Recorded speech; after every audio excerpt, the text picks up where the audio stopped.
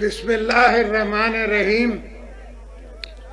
میرے تمام دوستوں، بھائیوں، بہنوں، وہ میرے ساتھ آئے سردار ثناء اللہ زہری صاحب، میر چنگیز جمالی صاحب، سرفراز بھگٹی صاحب، صابر بلوچ صاحب، حاجی ملک شاہ گرگیج صاحب، میر ممتاز اللہ زہری صاحب، عبید گرگیج صاحب، ظہور بلیدی صاحب، سردار عمیر گرگیج صاحب، علی حسن زہری صاحب، علی محمد جتک، میر عثمان بلوچ، رؤف رند، آغا شکیل. السلام علیکم. بھٹو. دوستو، تاریخ ہمیشہ اپنے آپ کو دہراتی بھی ہے.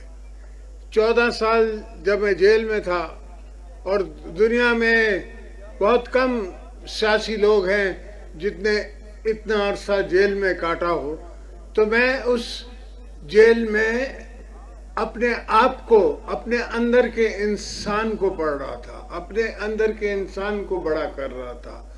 اور ایک دن میں 3 دن میں 2 3 کتابیں ختم کرتا تھا. اپنی ایڈوکیشن کر رہا تھا اور ساری ایڈوکیشن لے کے، سوچ سمجھ کے اور بی بی صاحبہ کے غم کو بھی لے کے میں نے سیاست شروع کی، پیپلز پارٹی کی قیادت شروع کی. آج آپ کو میں بتاؤں کہ آج میری شادی کی سالگرہ ہے، اور یہ میں مکران بلوچستان کی دھرتی پہ آپ سے وعدہ کر رہا ہوں کہ آپ کے غم ہم سمجھتے ہیں، اس لیے کہ میں دنیا کی قوموں کا غم بھی سمجھتا ہوں. مجھے کہا گیا کہ لیبیا میں، سیریا میں، عراق میں سپورٹ کرے پاکستان. میں نے کہا پاکستان سپورٹ نہیں کر سکتا، حالانکہ پورا مسلم بلاک کر رہا تھا.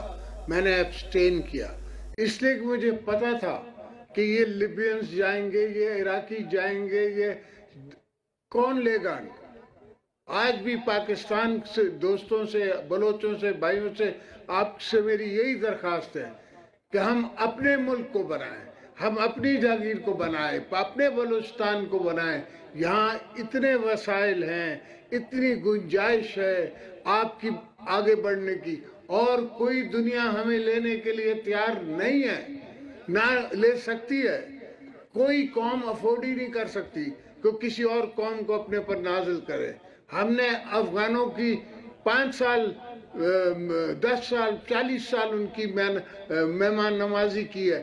آج بھی افغان ہمارا بھائی نہیں بن رہا، وہ ہم سے پیار نہیں کر رہا، اس کے باوجود کہ ہم نے اس کو 40 سال مہمان بنا کے رکھا ہے. تو یہ سوچیں کہ یہ ہمارا ہی ماحول ہے، اسی ماحول میں ہم نے آپ کو بڑا کرنا ہے، اور اسی ماحول میں ہم بڑے ہوئے ہیں. ہم نے دیکھا ہے کیا کیا تاریخ نے کیا ہے. بھٹو صاحب کو کہا کہ آپ بھی پرچی لکھ کے دے دو تو آپ کو معافی مل سکتی ہے.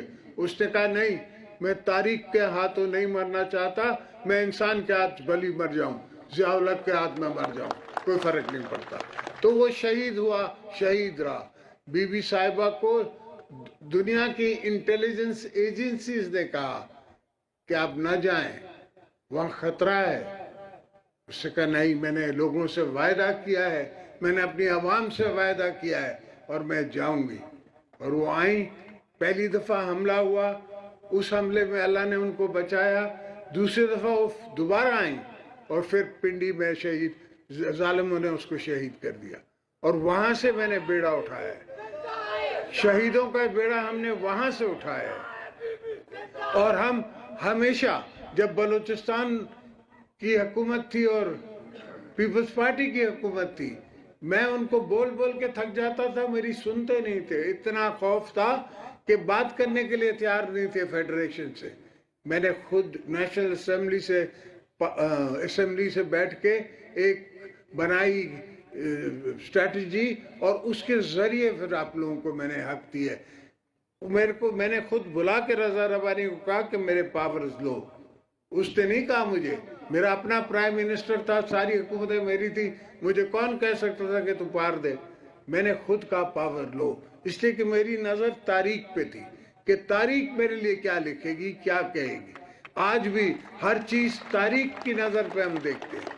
تو بلوچستان کے دوست بھائی بہنیں مائیں جتنی سنتے ہوئے کان ہیں اور سنتے ہوئے آنکھیں ہیں دیکھتی ہوئی آنکھیں ہیں وہ سن لیں. بلوچستان پاکستان کا دل ہے. میں پہلے کہہ چکا ہوں اور آج بھی دہرا رہا ہوں کہ پاکستان چلی بلوچستان کے زور پر رہے گا. انشاءاللہ میں بلوچستان کو ایسا بناؤں گا کہ بلوچستان پہلے سے 10 گنا بہتر ہوگا. اور غلطی مجھ سے یہ ہو گئی کہ بلوچستان کو میں نے پیسے تو دیے ہر چیز دی مگر میں نے پروجیکٹ فالوئنگ نہیں کی. اس دفعہ جو میں بلوچستان کے لیے کروں گا اس کے ساتھ ساتھ میں فالو اپ کروں گا. فالو اپ کر کے خود دیکھوں گا کہ ہسپتال کی چھت بنی ہے, رستہ کتنے میل بنا ہے, لائننگ کنالز کی کتنی ہوئی ہے. اس لیے کہ آپ کے پاس جو پانی آتا ہے اس کی لائننگ نہیں ہے. ہم نے سندھ میں 40% اپنے واٹر کورسز کی کنالز کی لائننگ کرا دی ہے تاکہ پانی جلدی پہنچ سکے. جہاں پہلے آبادی ہوتی نہیں تھی, ہزار ایکڑ کے زمیندار جو ہیں وہ لکڑی کاٹ کے گزارا کرتے تھے, اب وہ کماند اگا رہے ہیں.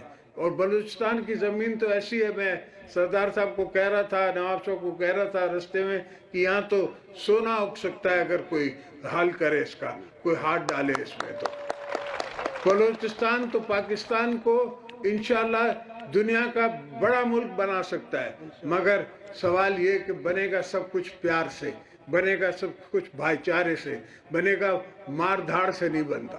ماردار میں کوئی نہیں بنتا. ماردار میں آج فلسطین پہ ماردار ہو رہی ہے, اسرائیل کر رہا ہے. اسرائیل خوش نہیں رہ سکتا, ہمیشہ ہی جنگ میں رہے گا, ہمیشہ کوئی نہ کوئی جنگ ہوتی رہے گی اور جنگ میں پراسپیرٹی نہیں ہوتی. قومیں ترقی نہیں کرتی. قومیں ترقی تب کریں گی جب پہلے امن آئے گا. تو انشاءاللہ آپ کے امن بھی لائیں گے, کام بھی کریں گے, ہسپتال بھی بنائیں گے, راستے بھی بنائیں گے, اور سب سے بڑی بات یہ کہ آپ کو پانی دیں گے. پانی اور پانی دیں گے. میں تاجکستان سے پانی لا کے آپ کو دوں گا, اس لیے کہ بلوچستان اگر زرخیز ہو جائے تو میں ایکسپورٹ کروں, یہاں سے ایکسپورٹ کروں ساری دنیا میں, اور آ سکتا ہے پانی. آج کل تو ابوظہبی سمندر کے نیچے سے تیل لے جا رہا ہے انڈیا, اور انڈیا سے پانی لائے گا دبئی اور ابوظہبی کے لیے. اس حد تک قومیں ترقی کر چکی ہیں, اور ہم یہ سوچ رہے ہیں کہ پانی کہاں سے آئے گا, کہیں کشمیر ہمارا پانی نہ روک لے, کہیں کوئی اور نہیں روک لے.